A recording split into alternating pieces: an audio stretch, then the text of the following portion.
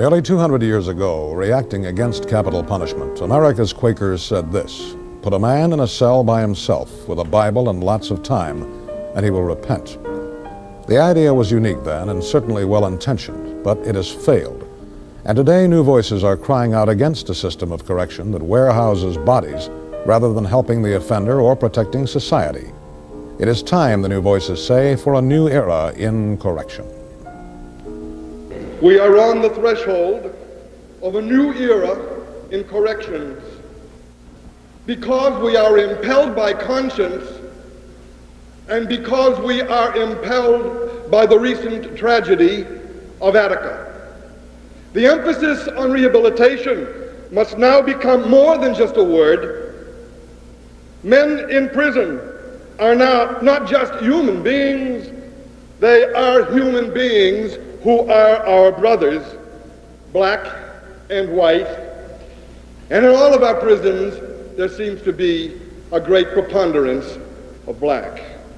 Men in prison, therefore, are our responsibility, the responsibility of every man in our society. What happens here in the Maryland Penitentiary, what occurs in Jessup and the women's prison and in Hagerstown, what's happening in the Baltimore City Jail is the responsibility, and it will lay on the conscience of every human being here in the state of Maryland. It is the responsibility of every man in Maryland and throughout the country.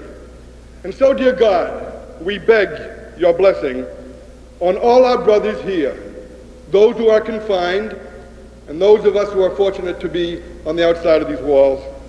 We beg your blessing so that through enlightened communication, we may bring about new, radical change that will bring new hope to the men who are here and hasten the day of their return to us, better men in free society. I excel, then prevail. I excel, then prevail. I excel, then I excel, then prevail. So much anger built inside. I'm a legend of my time. 95 is mine. And these punk style niggas thinking that they are fly. Talk about the ghetto life, but they don't know the hard times. I'm eating curry, chicken, and rice, and these hoes look nice. Smoking lala with my niggas till the day turns night. Watching fiends hustle for schemes to fuck up their dreams. You watch your back, it's cool. You never know who's a fool. Real niggas know the rules. I pack a two for these fools. Hop, skip, you lose, and it's in the city flu. Check it out, where my niggas at? Where my niggas at? Where my niggas at? Niggas at? Hey yo, niggas, I flip, and drugs I shift. I shoot a nigga in his face before I shoot the gift. Check it, swing the mic, live and trife, do what you like. I hit your moms in the head with a metal pipe. Walk through the valley of death with no fear, and hunting suckers like a runaway deer. So step off, son, you just can't get none.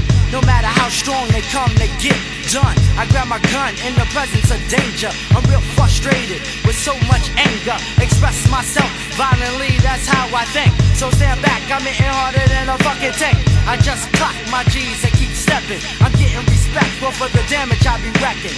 The nutcracker and I have no pity. That's how it is for the kids in the inner city. I excel, then prevail. I excel, then prevail. Lyrics dissolve on your dome before I raid your brain. Ain't nothing too insane, got them open like cocaine. Check it out, party people as I speak with the list. People said we couldn't do it cause they can't feel it. Yo, the group will represent the low budget environment. Word is on, shit is on. Now let's all sing along. Check it out for my nigga that are R.I.P. Pouring beer on the streets, think about your deceased. Nothing can be better, but the shit goes on. But that's life, in the city. I excel, then prevail. I make you wanna jump, sight. I kill a fucking mic. I write the hype, dope lyrics that you like. I stay low key to myself and keep stepping. You wanna fight while I'm reaching for my murder weapon. A young nigga, I'm only 18. When my peoples had beef, I was always on the scene. I'm the nutcracker and I do what I like. That's how we live in this inner city life. No, let's get this straight. I am the star of this act. Don't nothing scare a nigga, daddy. Shit. Niggas ain't scared of nothing. Except not being able to get some pussy. We real cool. All right, we're gonna try a new song. Break it down like this. In Maryland, there are 4 big houses. The most macabre architecturally is the Maryland Penitentiary at 954 Forest Street, Baltimore. Built before the turn of the century, the Maryland Penitentiary houses more than 1,000 men, either as full-time inmates or those undergoing diagnostic examination prior to reassignment to another institution. The Maryland House of Correction at Jessup is the most densely populated of Maryland's big houses. Within its walls, approximately 1,400 men live in what is classified as a medium security institution. From the standpoint of bars per square foot, however, the House of Correction's main hall is an impressive sight indeed, resembling the interior of a giant bird cage. Some 50 miles west in rural Maryland is the more modern Maryland Correctional Institution for Males at Hagerstown. It houses about 600 inmates, chiefly young offenders. Like Jessup, it is classified medium security, but utilizes closed-circuit television as one means of ensuring that the doors open and close only for the right people. And finally, there is the Maryland Correctional Institution for Women at Jessup. Because of the 30-to-1 male-female arrest ratio, there are only about 100 women here. The institution has the look of a college campus, but looks can be deceiving. Both inmate and official state that despite its charming appearance, the institution for women still generates all the pressures of big house life. Just what are these pressures? To find out, WMAR-TV not only interviewed hundreds of inmates, guards, and officials, but put its own reporter in a correctional institution for a day. Like the other new men, he began his sentence by walking through the main door of the Maryland Penitentiary. This is your orientation. You've already been brought into the system. You've been to identification. You've been given a number. They've taken your fingerprints. They go to Washington, D.C. We'll get back an FBI report on every man. Orientation for new inmates takes place in the chapel of the penitentiary and is followed by a battery of psychological tests, identification procedures, and lectures. It is the beginning of what one ex-offender called the making of a non-person. But the classification system is probably not much more impersonal than induction into the armed forces or registering for classes at a large state university. The building right here is a Maryland Penitentiary. It's a maximum security institution. Long-term offenders, disciplinary problems, adjustment problems, troublemakers. That's a Maryland Penitentiary. The truly unfortunate aspect of the classification process is that it throws the first-time offender in with those who have been incarcerated many times before. This situation, which officials hope to correct in the future, exposes the new man to more competent and hardened offenders and furthers his education in the modern school of crime. Joe, as a result of your being confined here, what has happened to your attitude about crime? Has it improved? As far as methods for doing crime, you know, I've learned crime about 1,000 times better, you know, more ways to do things. You know, I've been here 3 times now, so all I've learned how to do was, you know, how to do things a lot better without getting caught the next time, you know. Because it is too time-consuming, WMAR-TV reporter Andy Barth was not sent through the classification process. Instead, he was assigned to the House of Correction at Jessup along with a group of other men. Handcuffed and wearing yellow coveralls, he then boarded the bus with a certain amount of apprehension. The bus was the part of it probably that I feared the most, mostly because it would be unsupervised and uncontrolled situation. I didn't have any trouble. I had a lot of fear, which receded fairly quickly. I can't really say that it ever left me, but everywhere we'd stop, they'd take an inventory of what weapons the guards had, and lots of talk that there was more weaponry than was needed. Also a lot of assessing of the fences and the possibility of getting through or over them. When we got here, it was pretty unanimously decided no one was getting out until his time had come. After disembarking, reporter Barth begins the process of officially becoming an inmate at the House of Correction. It begins with a change of clothing in a large room, a situation that is perhaps symbolic of prison life in general, in that it is the first of a series of private acts performed without privacy. And though still outwardly calm, Andy Barth admits to continued apprehension. I can't really say that I enjoyed any of it. I wasn't petrified. When we got inside, we went into a main room where they stripped off the yellow coveralls that I'd put on in Baltimore. They gave us all new brown outfits, pants and shirt, and took down a list of the 10 people that we wanted to have visit us. I had WMAR station people at the top of my list.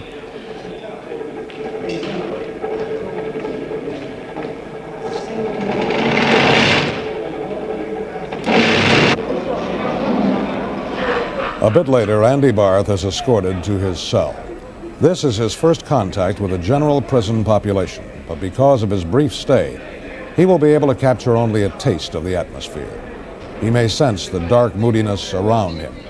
He may feel eyes assessing him as a sexual object. If he remained for a longer time, according to those who've seen the system from a closer vantage point, he would come in contact with the real evils and pressures of big house existence. You see, a man can be, he has to be fearful of his life. All he can worry about is the next 10 minutes. He can be in his cell and he can get hit by 3 or 4 guys. They can rob him, steal everything he has. He can be walking down the hallway. He can get raped. He can get mugged. He's got to worry all the time, particularly if the guy is young, if he's slight. He's considered effeminate.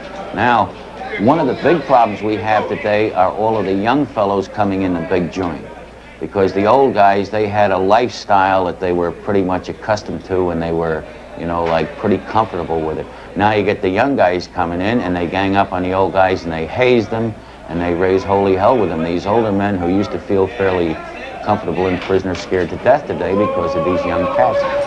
What faces a young kid who's just been busted for, say, joyriding, who's never been busted before? He's going to have to face the confrontation with homosexuality in the institution. Surely somebody's either going to try to entice him, or being locked up in that type of environment, he's going to have the desire for a homosexual for sexual relief, which leaves him nothing but homosexuality to look out at. He's going to be facing drugs. There's certainly drugs in the institution, and the pastime being to the thing being to pass your time as easily as possible. Drugs would be in addition to the things that he's going to face. They're there. How they get there, whether it's brought in by the administration, whether it's left on the grounds, or whether someone who's working on work release brings them in, the point is that they are there. At one point during my incarceration, my own incarceration, it was at such a time when drugs were very hard to get in the street, but there were drugs in the institution, and at such a price where they can be bought.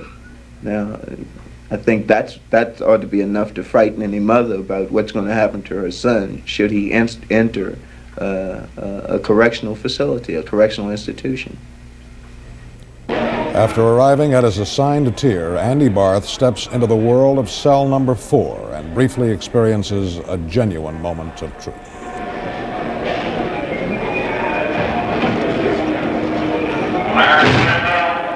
The only real moment of panic or near panic that I had here was when this door slammed. I know perfectly well still that I'm here on an assignment in a special case, but you never really know how many of the guards know that. And when this quite heavy, solid green barred door clanked shut, it's an electrically operated door from somewhere out in the hallway, I did have a moment's wondering when it was next going to open. Worrying about when the cell door is next going to open, or open for good, is of course one of the most agonizing pressures of big house life. Unfortunately, extended confinement produces only bitterness in many persons instead of repentance. Well, it's just horrible to be in away from your family. That's one thing. And when you get locked up, the first thing they think about is your past record. You get sentenced on your record. So they put you there for 15 or 20 years, lock you up. What does it prove? It doesn't prove anything. It only make you bitter. And she's not her child can be small and he can grow up and not even know her if she stay there a length of time. 15 to 20 years is a long time to stay in jail. And in first place, it doesn't prove anything. You put you in the death house, what do? Grieve yourself to death. Thinking about every time the key turn, there they come for me. So this is torture. See?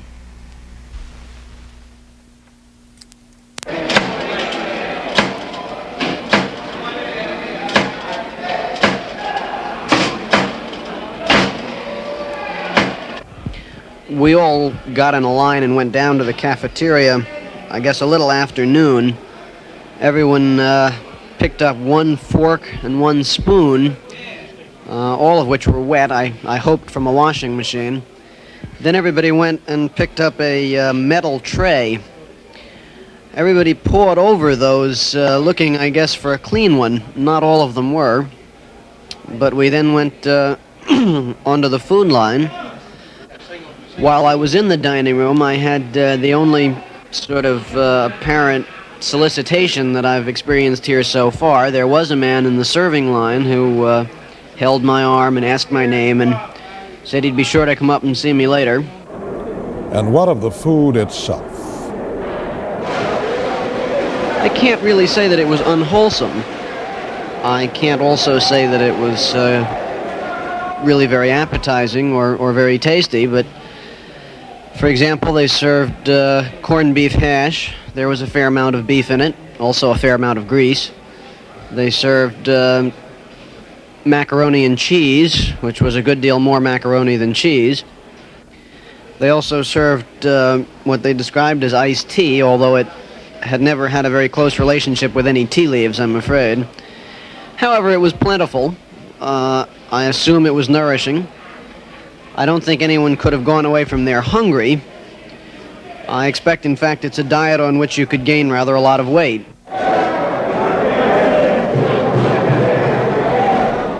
Another person examining prison life for the first time found the food even less to his liking.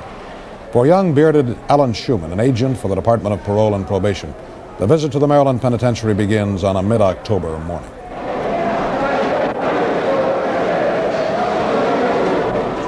At that time, as a participant in the penitentiary's third annual crime seminar, Schulman was one of several men who volunteered to take a tour of the institution.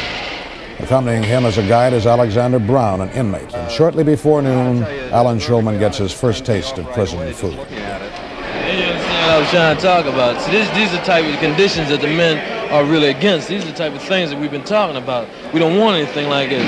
This is not even edible food. You can't possibly imagine eating nothing like that. I could never imagine eating anything like that at home, no. That's what I'm saying. I've never eaten anything looking like this. But nevertheless, we are hungry, and we have to eat something, So, we're forced into eating these type of things. After experiencing his first bit of prison food, Alan Schulman stops at the bathroom before moving on to inmate Brown's cell. The floor of that room is covered with a slimy water that causes Schulman some concern. How long has that bathroom been like that? Bathroom's been like that as long as I've been here. And how long is that now? I've been here about 3 years and some. Are all of them like that? The majority of the bathrooms we have to use it just like that, all the time. And there's no effort made at all to try to clean them up? No effort whatsoever. The next inquiry by Alan Schulman is a fairly obvious one. The relationship between inmate and guard or correctional officer. Is there, he asks, a great deal of racism, brutality, unnecessary solitary confinement in order to maintain discipline? Are there secret lockups and punishments? That hallway that led to the maximum security down there, now that's strictly off limits to us. We can't see that at all. Right. You won't be able to go over there at all today. How long does a man stay in the maximum security down there? Sometimes, like, the minimum I think you can get is 10 days. But sometimes they stay in the whole 10 days. Like, they can stay up on lockup for a year, You know, they can stay over there for a year in one cell. You know, no recreation, just come out for a walk, and that's about it. They don't get anybody to talk to at all? The guys that are next door, maybe. You know, they can holler upstairs or downstairs. Holler upstairs, but they don't get out in the yard to talk to anybody? No. They don't get any kind of recreation? No, none whatsoever. Why don't they let us go in the West Wing? They don't want you to go over there because guys have been beaten, you know, and the guys are still over there, and they want to do something about it, you know, and they would love the opportunity to talk to anybody from the outside. When you say beaten, do you mean by guards or by other inmates? By guards, right, by guards. Okay, let me ask you this. Do you think this is prison rumor that they've been beaten by the guards, or do you know for a fact that they have been? It's fact. Police have tried to have investigations. Police that are working in here have tried to have investigations on this South Wing area, and they won't permit it. So let me understand this. When you say police, you mean the guards that are here? Right, the guards that work in the institution. They want, you know, to bring about some type of change. They don't like the system the way it's set up.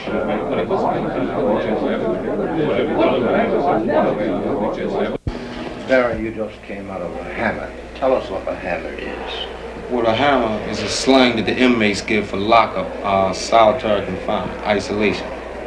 What happened to you when you go to the hammer? Well, you're placed on a hammer for security reasons. They think you're a threat to the population, a troublemaker, in other words. I mean, you're there to be isolated, whereas though you can't give anyone else any trouble. You're confined in a cell, and that's that, you know. As far as you're concerned, Barry, how were you affected by being in the hammer? Well, mentally, it's a mental hazard because, I mean, a man can't do anything. I mean, there's nothing there for a man to do.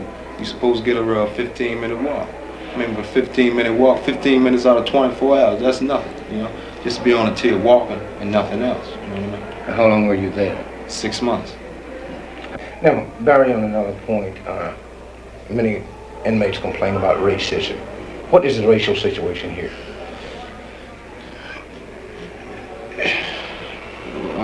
Give me a word for terrible, something like that. Give me a word for terrible, something like that. What do you mean? Yeah. I mean, the way the race issue is in the street was 10 times as potent here. It's 10 times as potent as here because you got men here oppressed on both sides, you know. Quite naturally, they want to strike out at something, you know what I mean? I mean, this don't apply to everybody. This don't necessarily apply to me, you know. But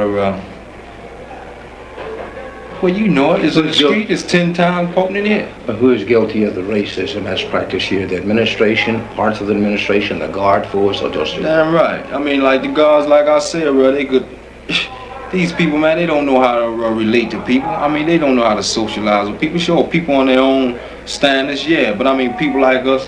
Their makeup is damn near entirely different. No, you know what I mean? And all they do is add to this.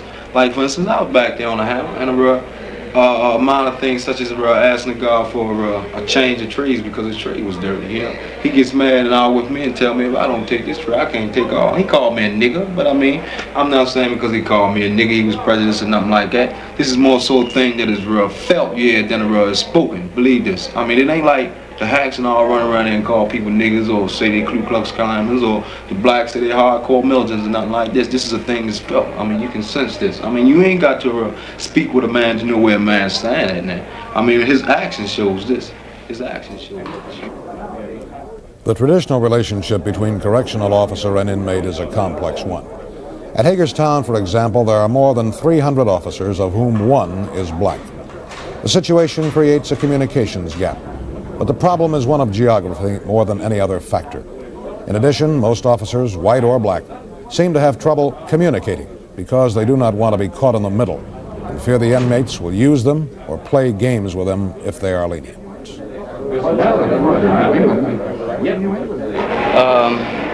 Majority of the inmates, though, they have their little tricks that they do on you when you first come here. When you're a new man, they're always tricking you when you're a new man until you're here long enough to where you can really figure the situation out. For instance, when you're making count in the morning, it's not too bad here on the tier because you can lock the men in on the tier while you're making count. But in the dormitories where it's all open, there's one officer that makes the count back there, and while you're going through, you might count a man that's on a D row on the bed and go past him, and while he's to your back, he'll jump over in the A row. And when you come back around the A row, you've counted that man twice, and he knows it, and you mess your count up, and you have to make a recount. and it's really hard to get a count going up there. But they'll do that to you for a while until they really get to know you, to find out what kind of officer you are. Every man is an individual, and you have to treat him as an individual.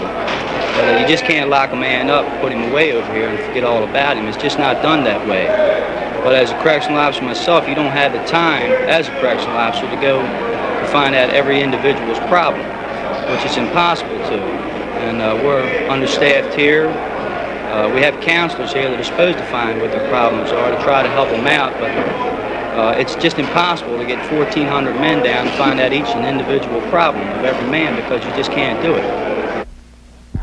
The correctional officers have as many or more hang-ups than the inmates do. Now, you see, if a man is working on a particular shift, what he does on that shift that's correct can cause him to get demerits, to get written up on the next shift.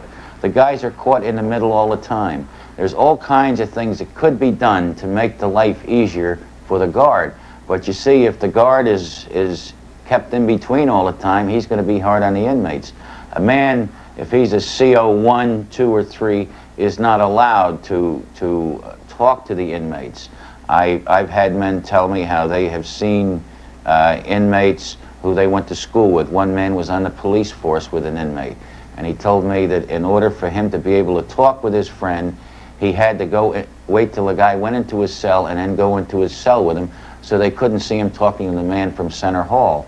A lot of the guards on the force, particularly the newer correctional officers, want to get involved with treatment. They see a lot of the problems and they want to help the guys, but they're not permitted to.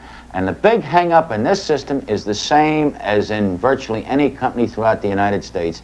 It's middle management that resists the changes. Top management wants to change in many cases. The lower echelon wants to change, but middle management won't permit it.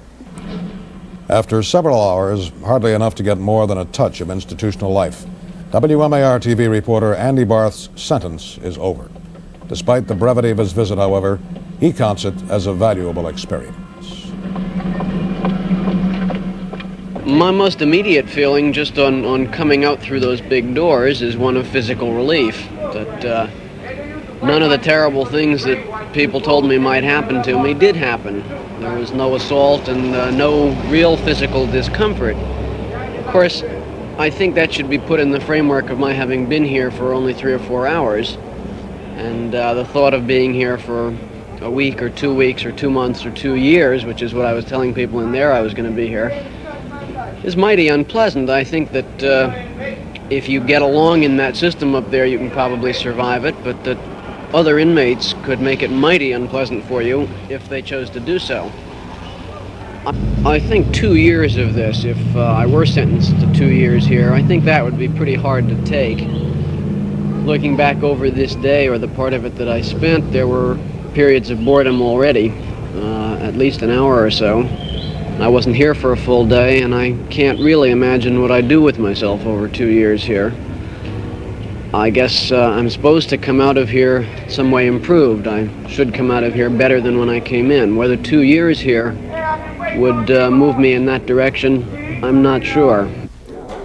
But what of the man who is not free to leave in a few hours, for whom the days become as monotonous, colorless, and endless as the bars that define his existence? Does confinement change him for better or worse? Perhaps the person with the most extensive background to answer is Maryland's former Commissioner of Correction, Joseph G. Cannon. Well, I believe his chances of being benefited by the big house concept, the large institution concept today, is rather slim. And this is, not something new, because I have said this over and over again before committees in the General Assembly and in Washington before Senate subcommittees, that the present institutional correctional operation is very superficial, getting to a very few people who are committed to the system every year. And I've used the figure, which I can't back up, but which I think probably is optimistic, that at any one time we can only reach probably 20% of the population with any meaningful correctional type programs. The other 80% tends to spin through the system and go back into the community, either a little worse off or quite a bit worse off for the experience, or maybe a little better because they themselves have been able to mature and gain something from the experience.